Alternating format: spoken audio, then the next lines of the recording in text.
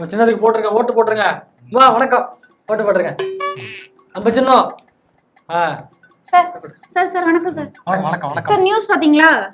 என்ன சார் ஜனநாயகன் படத்தை ரிலீஸ் பண்ணிட்டாங்க சார். அது வந்து எப்படி எப்படிலாம் நம்ம தலைவரை முடக்கலாம்னு பார்த்து அப்படி அப்படிலாம் முடக்கிட்டு இருக்காங்கம்மா. இந்த ஜனநாயகன் படம் ரிலீஸ் ஆனதுக்கு காரணமே மத்திய இணையமைச்சர் இருக்கார்ல எல் முருகன், அவர் தான்மா. அவராலதான் இது வந்து ரிலீஸ் ஆயிருக்கு. ஒரு நிமிஷம் இருங்க.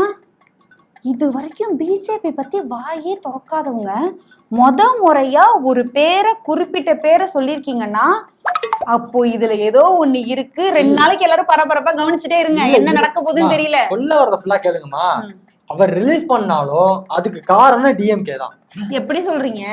ஏங்க உதயநிதியும் அவரும் சேர்ந்துட்டாங்க அந்த படத்தை முடக்கி வச்சிருந்தாங்க. எல் முருகனும் உதயநிதியும். ஆமா, அவங்கதான் இந்த படத்தை வந்து ரிலீஸ் பண்ணிருக்காங்க. அப்போ இது வந்து என்ன மாதிரியான ஒரு இதுனே தெரியல. ஒரு படம் கடைசி படம்னு சொல்லிட்டாரு, பாவம் பார்த்து விட்டுருக்கலாம். இல்ல சார், எனக்கு ஒரு டவுட். இப்ப எலெக்ஷன் வரப்போகுது, அந்த படத்துல நிறைய வந்து மக்களுக்கான மாஸ் டயலாக்ஸ் மாதிரிலாம் வச்சிருக்கீங்க வெறும் படத்துல மட்டும். அதெல்லாம் ரிலீஸ் ஆச்சுன்னா யாருக்கு லாபம்?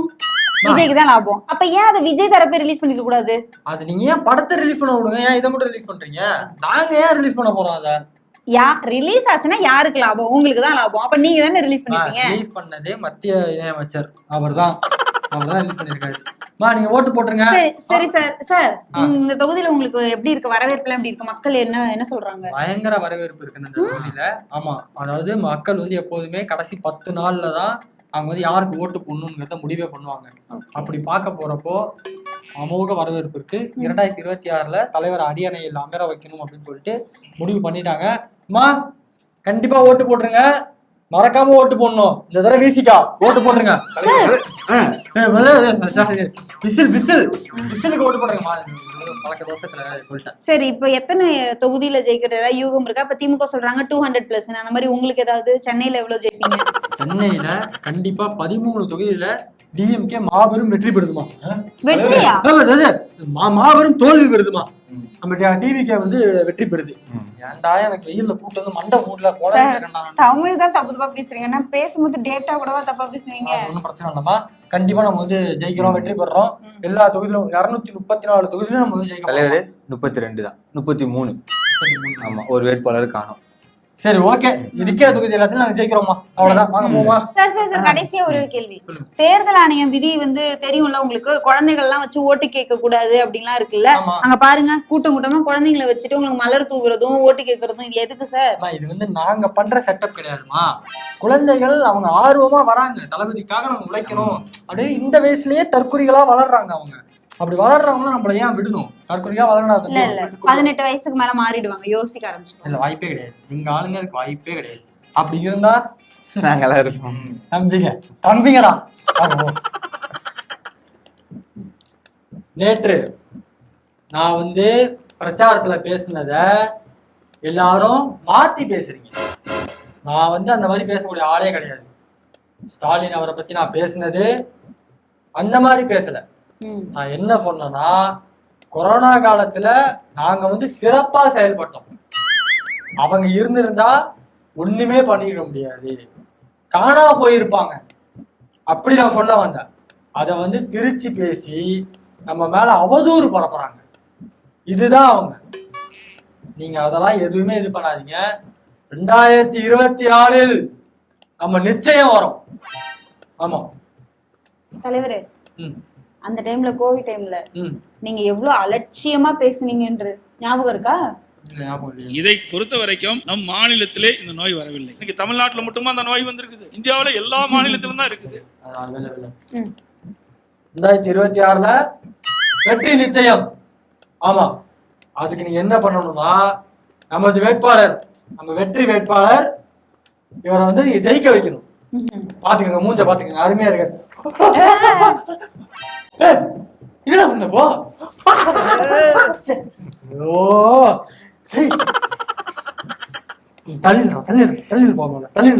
இதுக்கு மேல போக முடியாது தலைவர் வண்டியில. வண்டி எடுப்பா. ஒரு சீட்டு வாங்கிட்டுன்றத இவ்வளவு எல்லாம் பண்ண கூடாது. வேற கட்சி தானே நீங்க? Excuse me sir. ஆமா சார், ஒரு கம்ப்ளைண்ட் கொடுக்கணும் சார். என்ன கம்ப்ளைண்ட்? சார், என்னோட ஓட்டு மிஸ் ஆயிடுச்சு சார் எஸ்ஐஆர்ல. ஆனா நான் இங்க தான் சார் வாழ்ந்துகிட்டு இருக்கேன் பல வருஷமா. ஓட்டு மிஸ் ஆயிடுச்சா? ஆமா சார். நான் இருக்கிற ஏரியா. கொடுங்க மேடம். சார் நந்திகிராம் தொகுதி சார். நந்திகிராமா? ஃபுல்லா செக் பண்ணிட்டீங்களா எல்லாத்தையும்? பாத்துட்டேன் சார், நீங்க ஒரு தடவை பாருங்க சார். அங்க இருக்கிறவங்கள்ட்ட கேட்டீங்களா? அங்க இருந்து ஆபீசர் என்ன மாதிரி நிறைய பேருக்கு மிஸ் ஆயிடுச்சு சார், எல்லாம் லைன்ல நின்னுட்டு இருக்காங்க, அங்க பாருங்க அங்க வரைக்கும். அது ஒண்ணும் பிரச்சனை இல்லமா, அது எஸ்ஏஆர்ல நிறைய பேர் தூக்கி இருக்காங்க, அது என்னன்னு பார்த்து நான் பண்ணிடுவோம், பிரச்சனை இல்ல. உங்க பேரு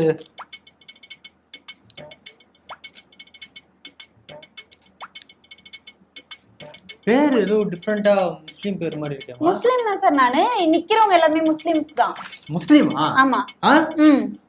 முஸ்லீம்னா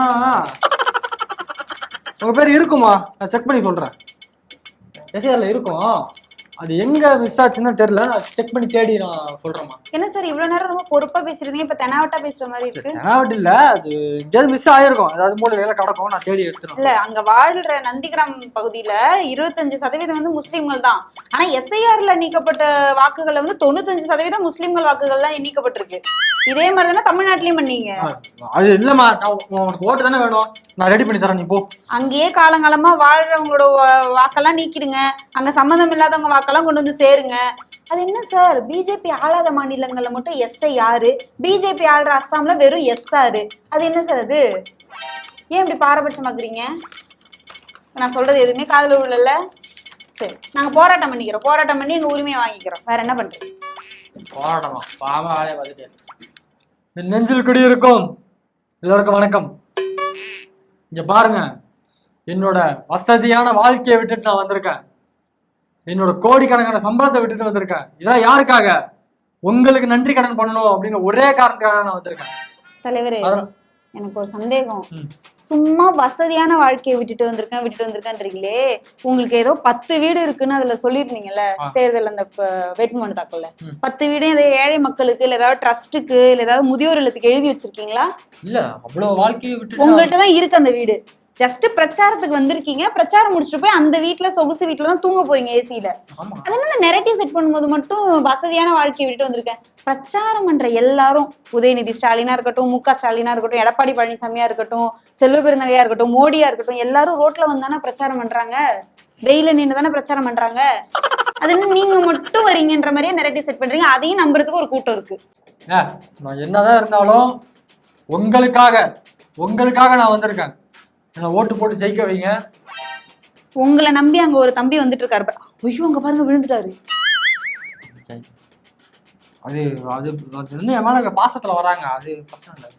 அதே மாதிரிதான் உங்களுக்காக எல்லா கஷ்டத்தையும் தாங்கிக்கிட்டு, எல்லா வலியையும் தாங்கிக்கிட்டு, எல்லா இதையும் தாண்டிட்டு உங்களுக்காக வந்திருக்கேன். இருங்க அப்படியே இருங்க. என்ன வலி இப்ப உங்களுக்கு? என்ன பிரச்சனை? கரூர்ல வந்து நீங்க வந்து அலட்சியமா முன்னெச்சரிக்கை நடவடிக்கை பண்ணாதனால வந்த பிரச்சனை, அதை நீங்க தான் ஃபேஸ் பண்ணி ஆகணும். உங்க குடும்பத்துல இருக்கிறவங்க சங்கீதா அவங்க கொடுத்தது, அது உங்க பர்சனல் இஷ்யூ, அதை நீங்க ஃபேஸ் பண்ணி தான் ஆகணும். அடுத்து என்ன, படத்துக்கு தடை விதிச்சிட்டாங்க, அதுக்கு போராடி தான் ஆகணும். எல்லா அரசியல்வாதிக்கும் ஏதாவது ஒரு பிரச்சனை வரதான் செய்யும், அதை அவங்க ஃபேஸ் பண்ணதான் செய்வாங்க. சும்மா வலின்ட்டு அங்க பாருங்க உங்க பவுன்சர்ஸ் என்ன பண்றாங்க பாருங்க. ஏன்டா இங்க எடுத்து உதைக்கிறீங்க? அவங்களுக்கு அது வலிக்காதா? உங்க தொண்டர்கள் தானே அந்த மாநாட்டுல அப்படிதான் தொண்டர்களை அடிச்சு பறக்க விட்டாங்க பவுன்சர்ஸ், அப்பயே நீங்க எதுவுமே கேட்கல, இப்ப மட்டும் ஏதோ அப்படியே ஓடி போய் பாக்குறீங்க. அது வந்து அவங்க சேஃப்டிக்காக தான் நாங்க பண்றோம், பறக்க விட்டது. ஆமா, அதே மாதிரி எனக்கு ஒரே ஒரு வாய்ப்பு கொடுங்க. உங்க அண்ணனுக்கு, உங்க தம்பிக்கு, உங்க மாமாக்கு, உங்க மச்சானுக்கு, உங்க பெரியப்பாக்கு, உங்க பேரனுக்கு, உங்க பக்கத்து வீட்டுக்காரனுக்கு ஒரே ஒரு வாய்ப்பு. அதே மாதிரி இன்னும் ஒரே ஒரு விஷயம் மட்டும் சொல்லிக்கிறேன். இங்க ஒரு எம்ஜிஆர் தான் வரணுமா, ஒரு அண்ணா தான் வரணுமா, ஒரு காமராஜர் தான் வரணுமா, வேற யாரும் வரக்கூடாதா என்ன? நான் வரேன், உங்க விஜய். ஒரு நிமிஷம் இருங்க. அவங்க எல்லாம் வந்தாங்க, அவங்க பேர் இன்னும் நிக்குதுன்னா அவங்க மக்களுக்காக பண்ணிருக்காங்க. வந்து கட்சி ஆரம்பிச்சு ரெண்டு வருஷத்துக்கு மேல ஆயிட்டு. எந்த போராட்டத்தை தலைமை தாங்கி நின்று ஆளுங்கட்சிக்கு அழுத்தம் கொடுத்து மக்களுக்காக எதை சாதிச்சிருக்கீங்க, என்ன பேசிருக்கீங்க, கருத்து பூர்வமா என்ன பேசிருக்கீங்க? ஒரு ஆர்ப்பாட்டத்துக்கு போனா வெயில் ரொம்ப அதிகமா இருக்குன்னு 3 நிமிஷத்துல வந்துட்டேன். போங்க, உங்களை நம்புறதுக்கு தான் ஒரு கூட்டம் இருக்கே, போங்க.